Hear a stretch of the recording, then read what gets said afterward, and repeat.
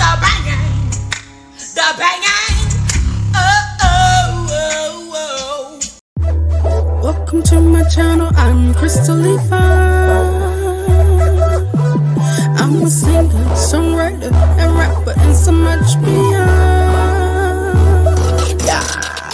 Life is full of adventures, just stick around and you see how I'm so much more than just the music. There's so much more to me. I'm a daughter of the Most High, a big sister to this guy. 14 years and a lifetime to go. Being a his wife, journeying through this life. We're gonna laugh, learn, and cry together. But first, hit that red button, subscribe, and let's grow together. Hey, what's going on, you guys? I hope everyone has had a good week. Yay, it's Friday. Yes, well, that only means something if you off on the weekend. Aww. But if this is the end of your week, then yay, it's Friday. I'm so glad because it's the end of my week. This week has been something else, and that's what my story time is going to be about. So I'm gonna make this video quick so it's not a lot of editing, because like I've made a lot of vlogs since my last 30-minute vlog that no one watched, but I'm neither here nor there. I've made a lot of vlogs since then, but I have to sit down and edit them because they're really long. So I'm gonna try, the key word here is try, to make this one really short. I could talk, that's my problem. Okay, but I'm gonna try to stay on my point. So, I wanted to do a video about something that happened to me this week, and I think it can, I hope that what I've taken away from the situation, that it would encourage someone else who may be in the same situation on either side. So, yeah, if you watched my 30-minute long video, which no one did, but I'll give you the highlights of it. Again, last year my husband and I were doing IVF since infertility treatment since January of last year. That was the start of our journey. Fast forward to December, I had IVF. Fast forward to February of this year, my IVF transfer failed. It was a very depressing situation, to the point where I could not even get out of bed without crying. I mean, like, I was literally crying all the time. I was very depressive.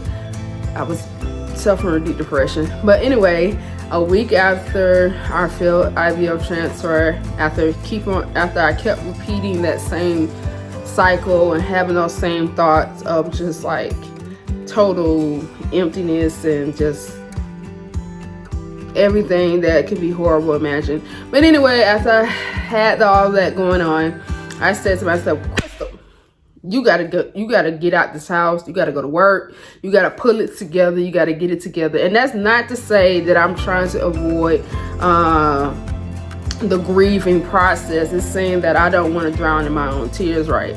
So with that in mind, I was like, okay, I'm gonna go look for me a job because I need to get out this house.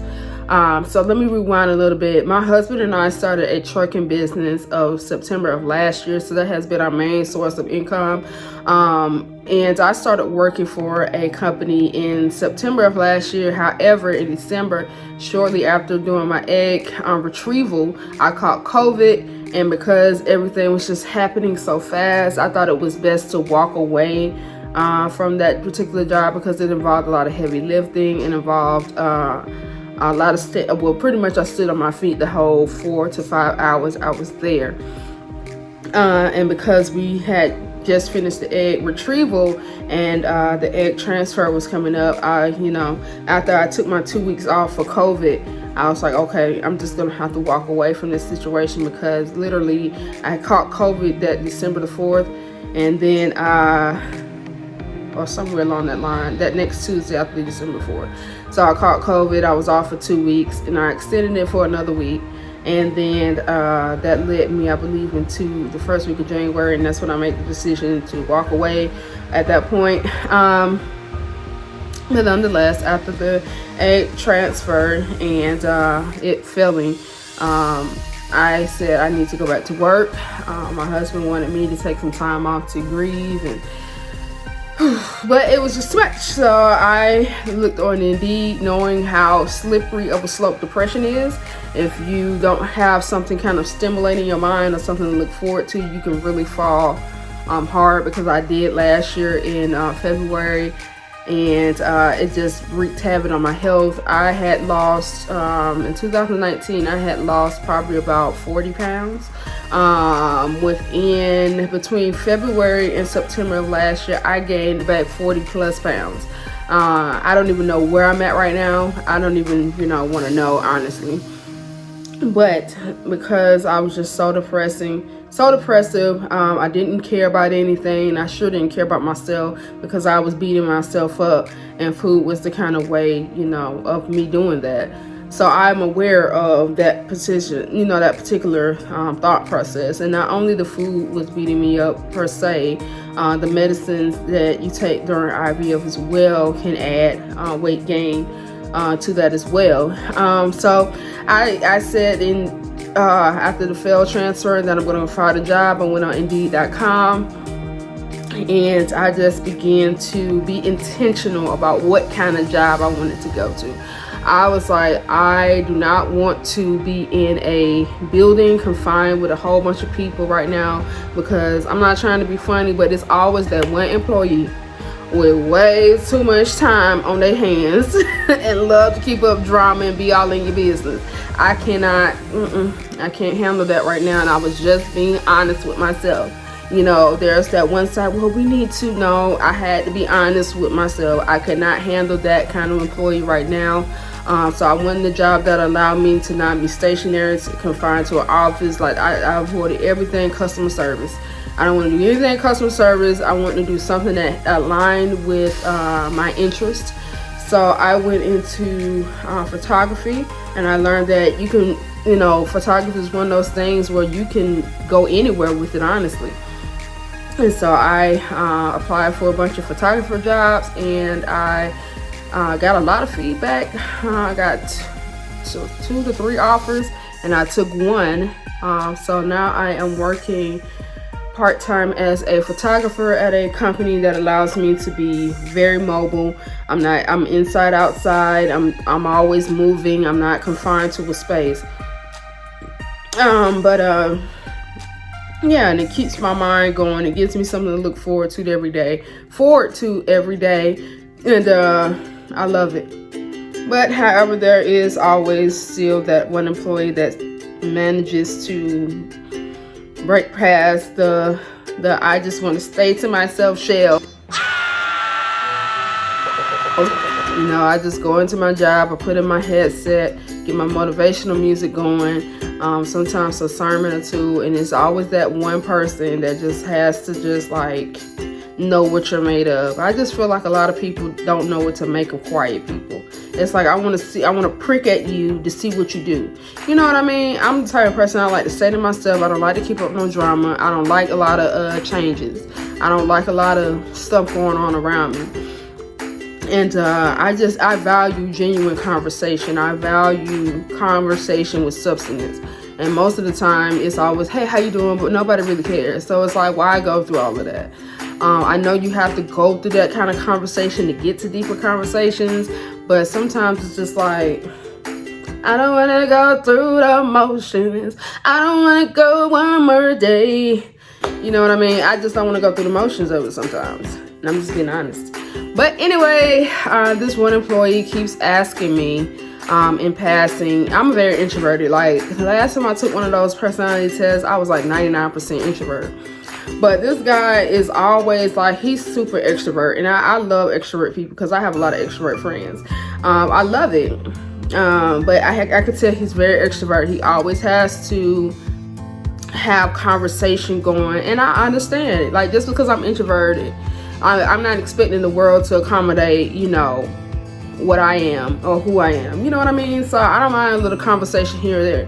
And he was like, he's always like, hey, how y'all doing? Good morning. And then he'll address me like, hey, how the kids doing? And I'm like, what kids? I got kids. And you can always tell like what people believe about you based on how they address you. It's always funny. Like, a lot of people take their experiences and they don't really want to get to know you. They'll just take experiences with people like you, or people that you remind them of, and then they'll slap it on you, and then they'll expect you to perform out of that label that they place on you that has nothing to do with your personality, has nothing to do with your reality, but they'll just slap that label on you because it eliminates them from having to do the hard work of actually getting to know you.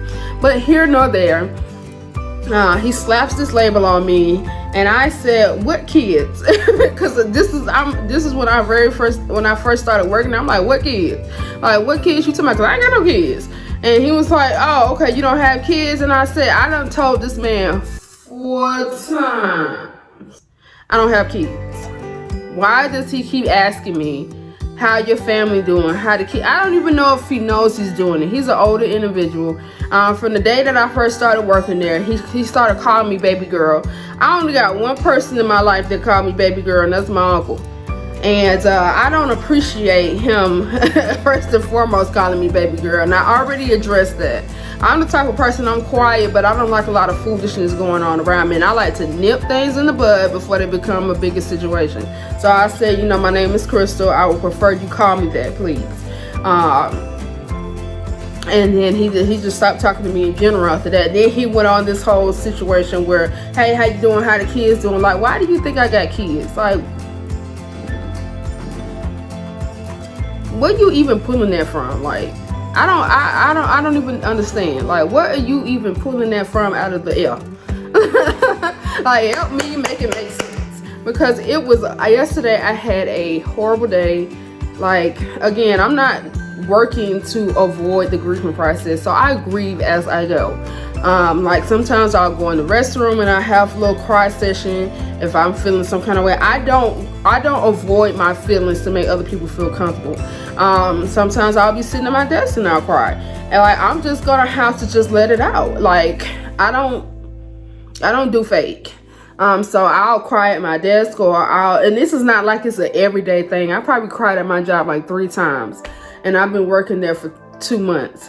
And so I cried yesterday in the bathroom, and I pulled myself together, and I said, "Okay, you know, this is how, you know, I coach myself."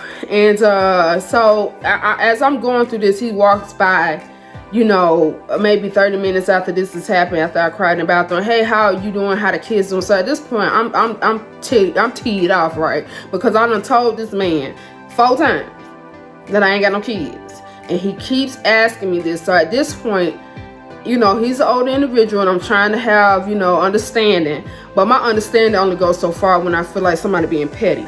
But anyway, I addressed him, and I said, "Sir, I've told you 4 times that I do not have kids. I would appreciate if you would stop asking me how are my kids that I don't have are doing."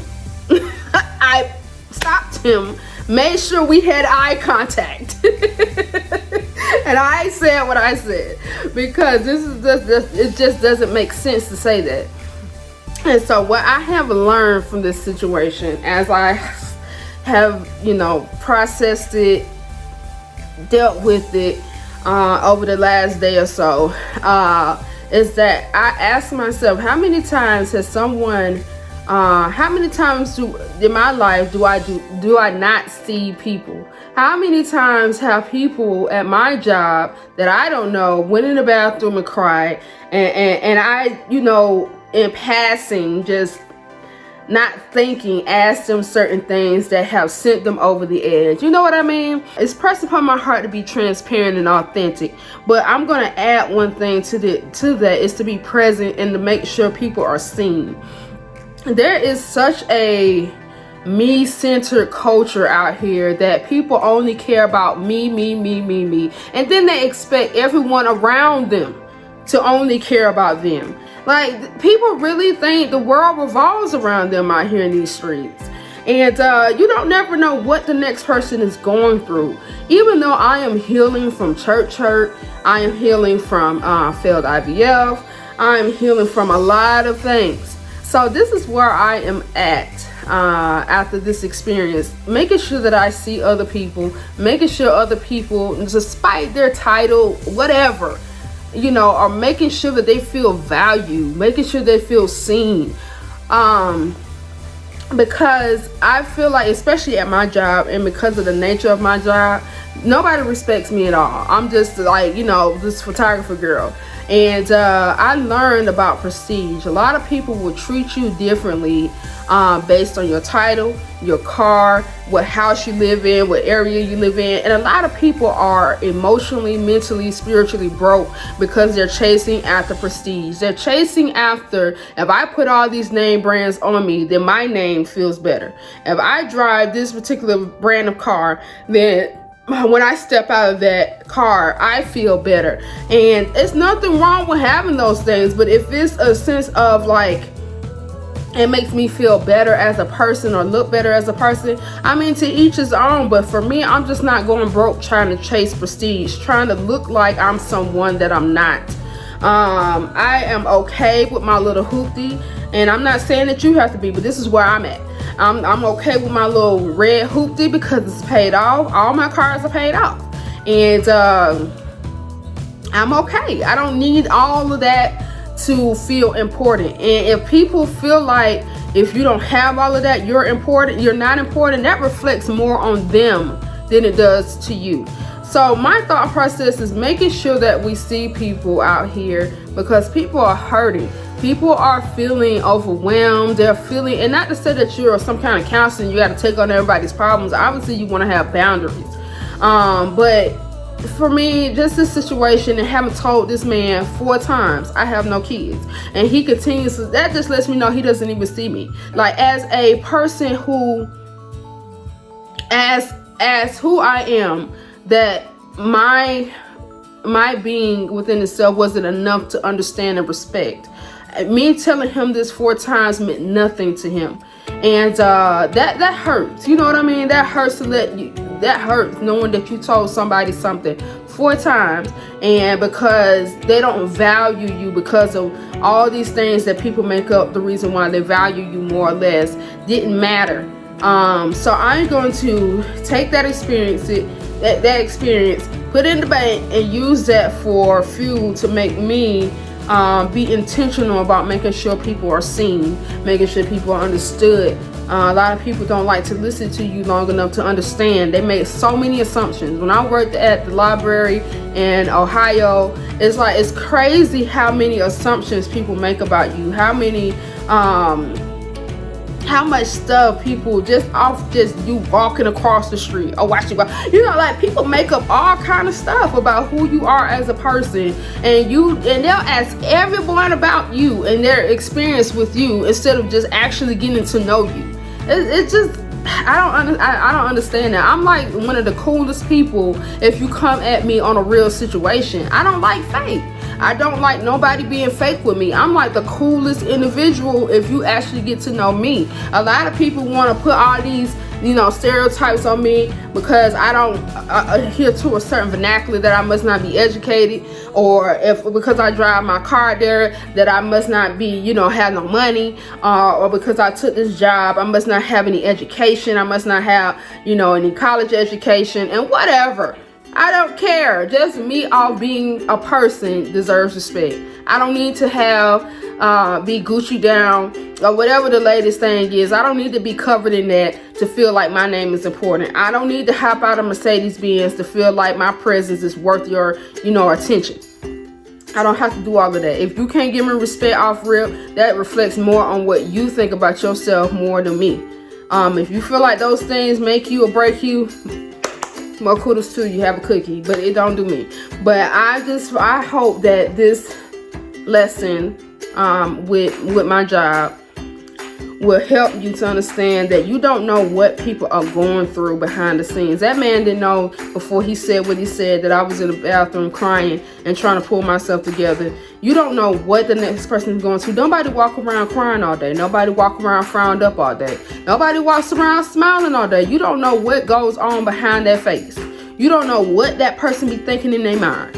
But what I can do is I understand what it feels like to be on the other end of that. So with that feeling, I'm just gonna take that and make sure that I'm making sure that I'm being present when I'm talking to people, that they feel heard and seen. Like, you don't know what the next person's dealing with. You don't know really what that next person have.